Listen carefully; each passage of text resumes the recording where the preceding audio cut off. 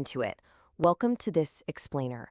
Today, we're unpacking a really significant ruling from the Kerala High Court, Rashid versus the state of Kerala. We're going to respectfully and objectively break down the established facts and the legal framework of this major child safety case, strictly sticking to the court documents and the final verdict. So here's the core of what happened. The High Court upheld a massive 20-year rigorous imprisonment sentence against a madrasa teacher named Rashid. Basically, this ruling is a definitive stamp of approval on the initial 2023 verdict that came out of the Kunnam Special POCSO Court.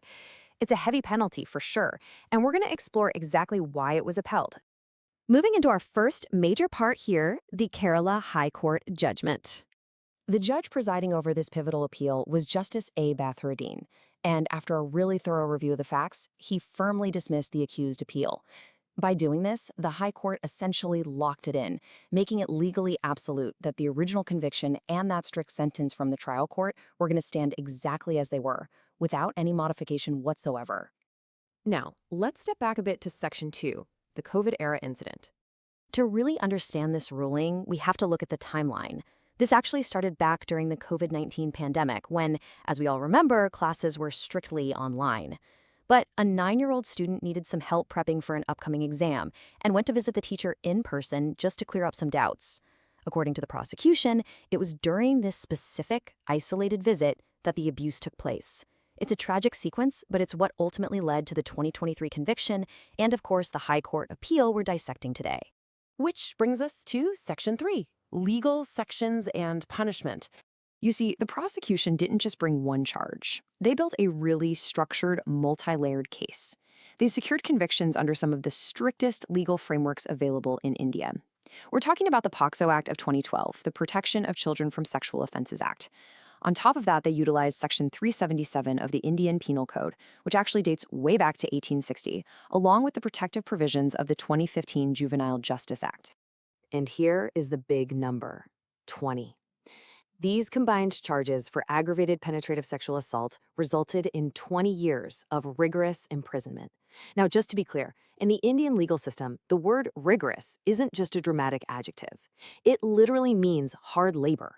It's a strict form of incarceration that reflects just how incredibly seriously the courts take offenses against minors.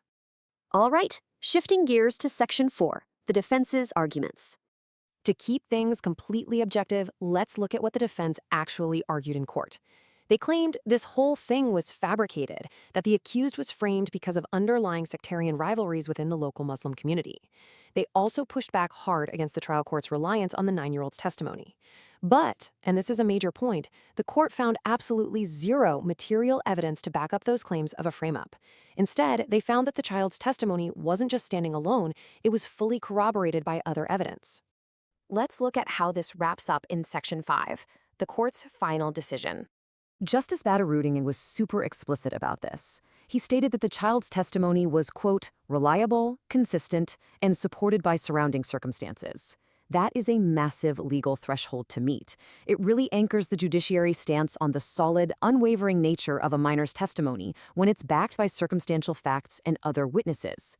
It completely dismantled the defense's idea that a child's word is somehow inherently weak or unreliable. So, ultimately, the High Court concluded that the prosecution nailed it. They definitively proved their case beyond a reasonable doubt. By rejecting the defense's arguments and fully validating the evidence, the court made sure that both the conviction and that 20-year rigorous sentence stayed completely intact. As we wrap up this explainer, I want you to think about this. Cases like Rashid versus the state of Kerala don't just happen in a vacuum.